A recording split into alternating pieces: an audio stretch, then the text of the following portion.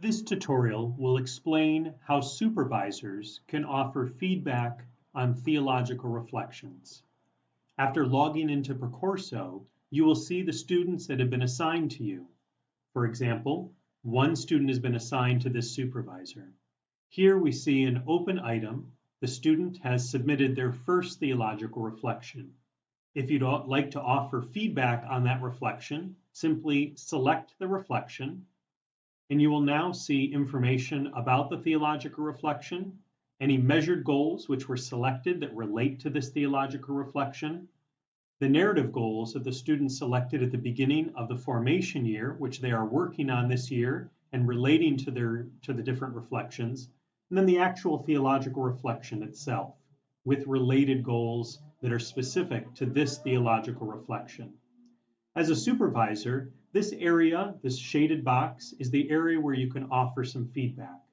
We first ask that you reflect upon the theological reflection that's been offered and rank it in 4 different categories. The risk that the seminarian was taking that is demonstrated within the theological reflection, any depth of insight, their pastoral engagement that's reflected in the reflection, and then the effort.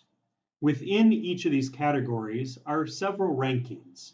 No risk was taken, a low risk was taken, they were tentative, they were stretching, or they made a bold risk, as was demonstrated in their submitted reflection.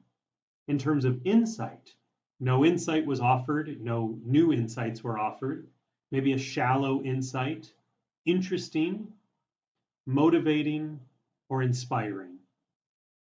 Next, the pastoral engagement. Did they show disengagement in this reflection? Was it a loose engagement, an attentive engagement? Were they showing being connected to the person or ministry that they were reflecting upon? Or lastly, is this an example of a seminarian who's fully engaged in ministry? Lastly, the effort that was given. No effort, a limited amount of effort, a moderate amount of effort.